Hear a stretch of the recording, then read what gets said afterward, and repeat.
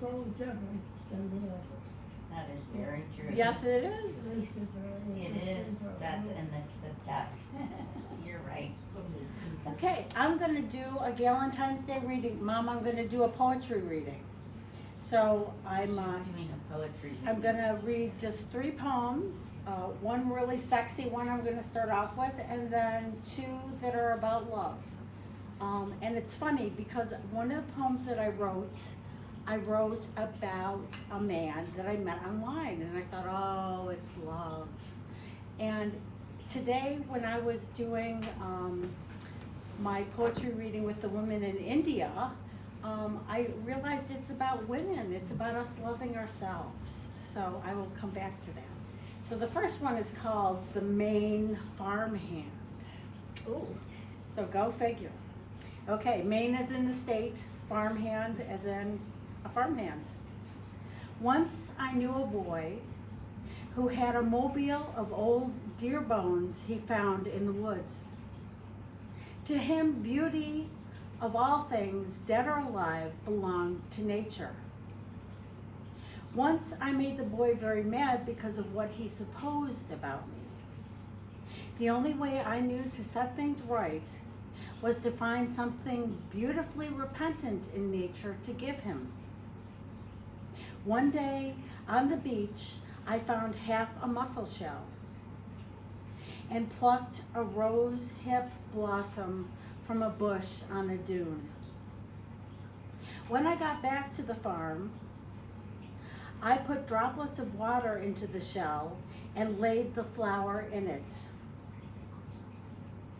Then I snuck into his room and placed it on his pillow. When he found it, he was touched. I knew so at dinner the way he smiled at me, his acknowledgement of understanding. That night, I snuck back into his room where the flower and the shell lay on the nightstand, and we made love under the dangling bones.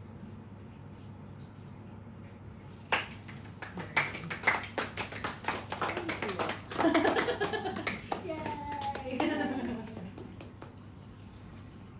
So yes, that's a poem about just I was in my 20s, and it was a delightful, that exchange and interchange of tension and loveliness in nature and a farm, and it just that really did happen.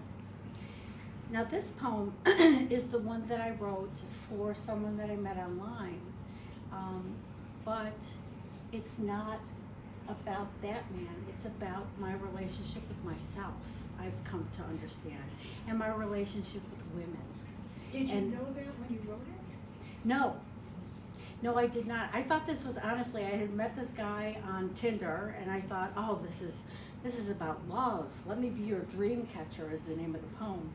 And it's not about him at all. I've come to know it's about myself. It's about the women that I love in my life. And on GALentine's Day, how better than have a poem about the dream catcher? Okay. Dream catcher. Would it be that you will let me catch your dreams? For if you do, I promise I will come to know them dearly in my heart. I would let them shine, their tails streaming brightly, their dust falling upon you.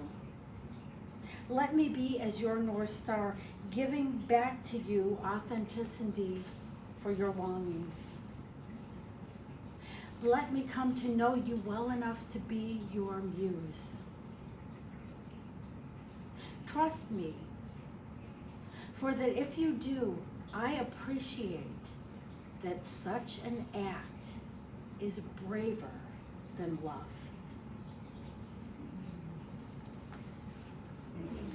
So, trust is braver than love. It truly is. It's not greater than love, but it's braver than love. So, and then the final poem is again, it's sort of for those of us like myself that are not in a relationship right now. It's about what do I hope to have someday. It's called Affair of the Heart. In the absence of love, the heart reluctantly beats, longing and regrets and hope. It pumps with resolve to stay the course, pulsing life with depletion and life again. With the mind, love is but a concept. With the heart, love rises and falls as a feeling. Between these two is consent. Take love for what it is worth then. A small ransom, a hefty fine, the lottery. Happy GALentine's Day, everybody. Thank you. Lovely, Carol. There isn't a day that goes by that I don't call you Carol. Wow. Who's Carol? Carol's our other friend. I do have another friend. You have more than one friend, that's good.